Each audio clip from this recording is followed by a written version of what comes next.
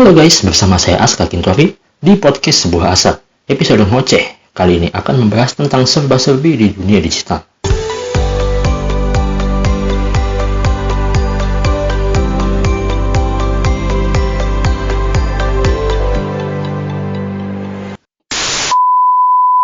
Mari bersama-sama kita manfaatkan momentum ini untuk mendukung percepatan digitalisasi televisi. Dan saat ini kita sedang berada di era revolusi industri keempat. Revolusi industri 4.0 justru membuka peluang industri mempersonalisasi pelanggannya. Gak bisa dipungkiri bahwa saat ini teknologi udah menjadi bagian penting dalam kehidupan sehari-hari.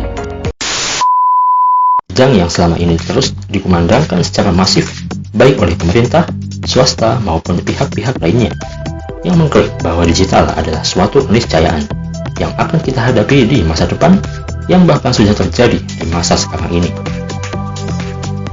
Podcast ini pun adalah salah satu konten digital yang bisa Anda dengarkan di Spotify maupun platform digital lainnya. Guys, tahukah Anda bahwa sebenarnya dunia digital mengandung beberapa unsur negatif yang mungkin selama ini kurang begitu disadari oleh kita semua? Salah satunya adalah dunia digital itu sebenarnya lebih banyak mengedepankan sisi kuantitas atau jumlah ketimbang kualitas. Karena kuantitas akan menjadi patokan yang sangat mudah diukur tentang seberapa hebat atau suksesnya suatu pihak tertentu dalam menghadapi persaingan di dunia digital.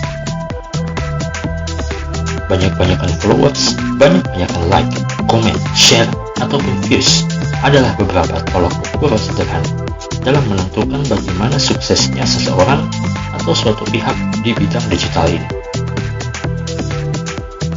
Lalu bagaimana dengan mereka yang kuantitasnya masih sedikit? Bisa jadi mereka akan tenggelam dan sulit ditemukan keberadaannya, karena mereka telah ditelan oleh kuantitas dari orang-orang lainnya. Padahal kuantitas yang banyak itu belum tentu menggambarkan kualitas yang dimiliki. Karena sebagian dari para pelaku digital memang lebih senang dengan sesuatu yang sifatnya bombastis, mengundang perhatian orang, dan biasanya juga sifatnya cenderung instan. Sehingga memang cukup banyak juga yang hanya nongol sebentar, lalu langsung pergi begitu saja. Contohnya saja konten-konten digital seperti joget-joget, lip sync, atau mungkin juga ngeprank adalah beberapa konten favorit yang cukup banyak peminatnya.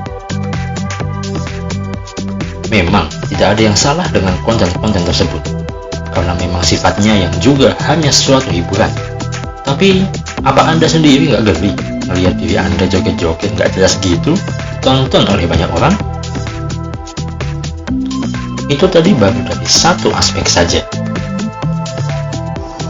Masih ada lagi yang namanya algoritma. Algoritma sendiri simpelnya adalah cara kerja suatu platform digital tersebut dalam menentukan arus informasi yang keluar masuk di platform mereka. Sedangkan algoritma sejumlah platform digital memang cenderung lebih memihak kepada mereka yang sudah memiliki cukup banyak engagement, atau yang biasa kita sebut sebagai like, share, comment, views, dan lain-lain tersebut. Mereka yang muncul ke permukaan adalah yang sudah memiliki engagement yang cukup tinggi, sehingga apapun yang diposting pasti akan selalu ramai jika diposting oleh orang-orang yang dalam tanda kutip sudah terkenal tersebut. Nah, jika Anda belum sampai pada tahap tersebut, akan cukup sulit untuk bisa merangsek ke permukaan jika Anda hanya melakukan sesuatu yang biasa-biasa saja.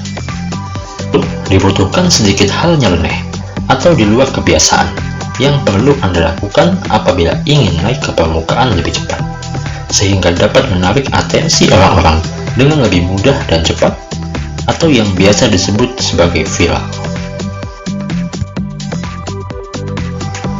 Ya, untuk bisa viral, tidak ada cara lain, setidaknya sampai sejauh ini, untuk bisa terkenal secara instan di platform digital. Mau tidak mau, Anda harus sering-sering membuat konten yang berpotensi viral, agar potensi untuk merangsek naik ke permukaan menjadi lebih terbuka, sehingga keterkenalan pun akan lebih mudah digapai. Namun sayangnya, untuk bisa viral, seringkali yang dilakukan adalah sesuatu yang di luar kebiasaan, seperti yang Aska sebutkan sebelumnya. Karena memang, nature manusia itu seringkali terpaku dengan suatu hal yang sifatnya nyeleneh, aneh, atau di luar kebiasaan itu tadi. Itulah yang ditangkap oleh penyedia platform digital, sehingga membuat mesin algoritma bekerja untuk akun mereka. Kalaupun Anda menginginkan progres melalui konten yang bersifat normal, maka dibutuhkan konsistensi serta pemikiran yang tidak bisa dibilang sebentar. Butuh waktu yang cukup lama untuk bisa sampai ke arah sana. Sementara jika Anda adalah orang yang tidak sabaran dan ogah untuk memposting konten secara konsisten, maka jawaban satu-satunya untuk cepat ke top atau viral hanyalah membuat sesuatu yang di luar kebiasaan. Platform digital itu sebagian besar diciptakan sebagai sarana hiburan atau pelepas penat dari beratnya kehidupan di dunia nyata, atau disebut juga sebagai escape from reality.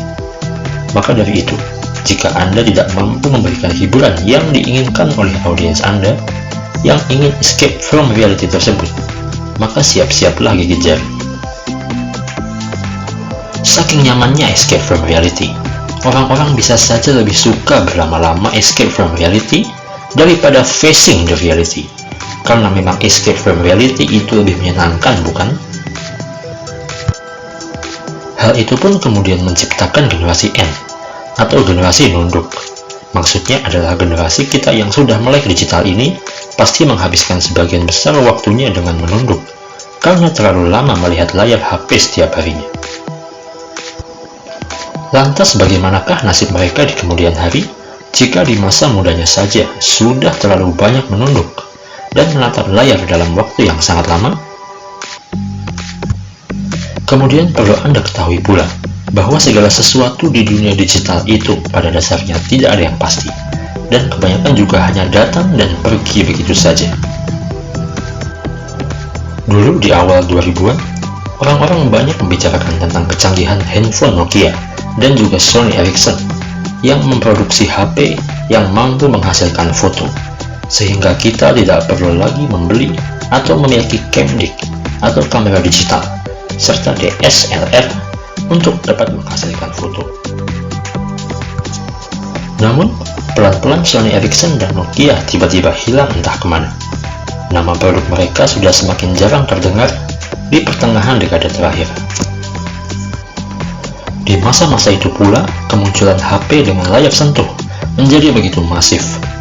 Jika sebelumnya HP itu difungsikan dengan beberapa tombol yang ada di bagian bawah, maka sejak saat itu, seluruh tampilan HP tersebut adalah layar, dengan hanya sedikit tombol kunci saja yang ditampilkan di bagian bawah. Tentu saja hal itu cukup menjadi inovasi besar-besaran yang muncul pada saat itu. Orang-orang generasi lama pun rata-rata kaget dan kagum tidak percaya bahwa sudah ada teknologi digital yang membuat kita dapat menyentuh layar, dan muncullah semua perintah yang kita inginkan.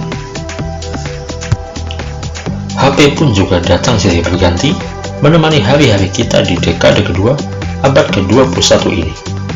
Berbagai merek HP dari Cina, Amerika, Jepang, Korea, dan lain sebagainya mungkin pernah kita coba satu persatu. Dan hasilnya, hanya beberapa brand saja yang dapat bertahan, bukan? Begitupun dengan hadirnya media sosial, yang menjadi salah satu peradaban terbesar di milenium kedua saat ini. Di Indonesia sendiri, sempat muncul media sosial yang ngetren pertama kali, yaitu bernama Friendster, yang diklaim dapat menghubungkan banyak teman atau friends dalam satu wadah komunitas tertentu, sehingga mereka tetap dapat terkoneksi satu sama lain. Tak berselang lama, muncullah Facebook, buatan Mark Zuckerberg. Rupanya kepopuleran Facebook langsung dapat mengalahkan Friendster, yang tampilannya kelihatan sedikit norak bila dibandingkan dengan Facebook yang kebetulan juga memiliki banyak fitur, seperti misalnya grup dan juga fanspage.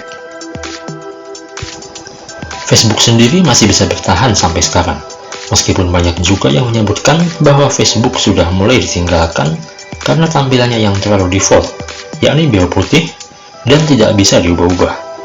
Namun kenyataannya, pengguna Facebook tetap saja yang paling tinggi jika dibandingkan dengan media sosial sejenis lainnya.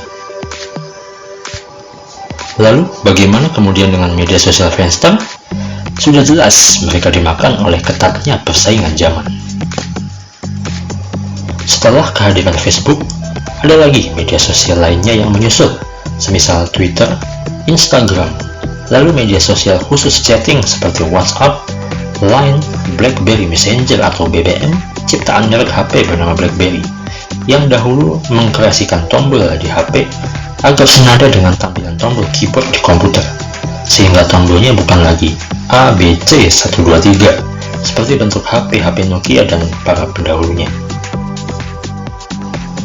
Again, BlackBerry pun telah punah ditelan oleh ketatnya persaingan zaman. Media sosial khusus chatting tersebut pun juga memiliki basis penggunanya sendiri. Ada yang bertahan, ada juga yang pelan-pelan ditinggalkan oleh penggunanya. Sampai akhirnya muncul pula media sosial khusus video, yakni YouTube dan TikTok, serta media sosial khusus audio, yakni Spotify dan semacamnya. Nama-nama terakhir itu sampai saat ini masih merajai dunia perkontenan digital. Entah sudah berapa ratus juta atau bahkan berapa miliar konten yang sudah dihasilkan melalui beberapa platform digital tersebut. Yang jelas, kita tidak akan pernah tahu sampai kapankah media sosial penyedia konten tersebut akan bertahan. Karena sekali lagi, di dunia digital tidak ada yang pasti. Semua bisa saja berubah dengan begitu cepatnya. Jangan sampai Anda hanya menjadi budak di dalamnya. Satu hal lagi yang mungkin tidak Anda sadari, bahwa perilaku para manusia digital di zaman sekarang sudah semakin jauh dari normalnya manusia pada umumnya di masa lampau. Manusia digital di zaman sekarang umumnya bersifat sangat individualis, cepat marah atau emosian, dan bahkan terkadang juga terlalu baperan.